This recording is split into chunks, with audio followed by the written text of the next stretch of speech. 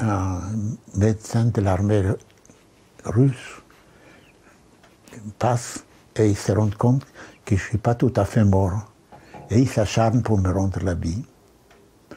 Mais une fois sorti de l'hôpital, je me suis retrouvé pendant 7 ans amnésique.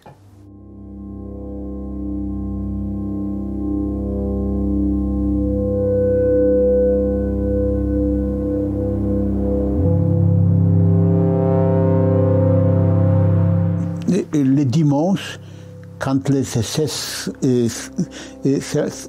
s'amusaient, ils prenaient des prisonniers et ils mettaient des bouteilles sur la tête et ils s'entraînaient pour tirer. Et s'ils rataient, c'était pas grave, puisque de toute façon, nous étions tous programmés pour disparaître. Quand une image me tracasse, doucement, je réfléchis comment le traduire en œuvre d'art.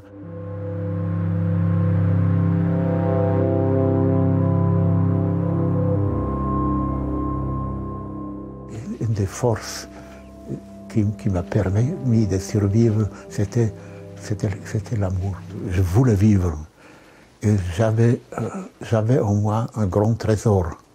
Un trésor, c'est l'amour de mes parents.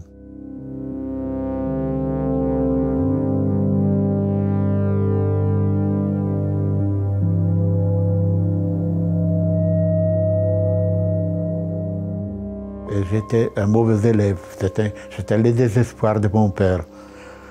Mais dans les camps, il n'y avait plus de reproches. Dans les camps, entre autres, on nous donnait des rations de nourriture, mais il nous affamait. Et mon père essayait qu'il reçoive un petit morceau de pain un peu plus grand. Il y avait pas loin des pères et des fils qui étaient là, qui se disputaient les pains, qui voulaient chacun plus grand pour lui. Ceci, après la guerre, qu'on l'a assassiné en introduisant un tuyau d'eau dans la bouche, et en ouvrant le robinet, en le faisant éclater de l'intérieur. Voilà l'assassinat de mon père.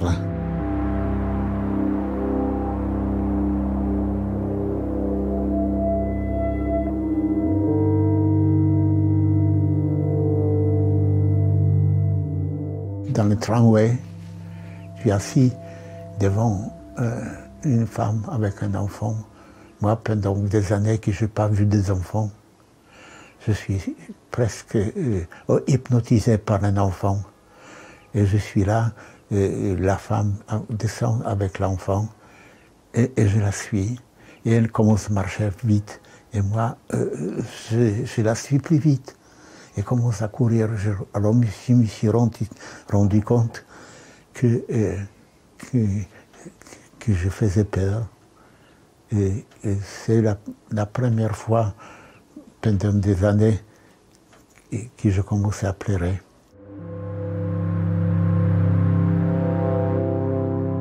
Elle commence par les cauchemars et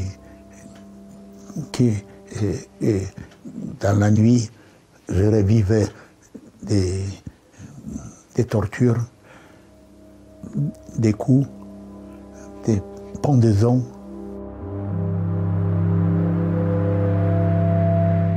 Pour moi, c'était le bonheur tout d'un coup. Pour la première fois, je devenais un étudiant.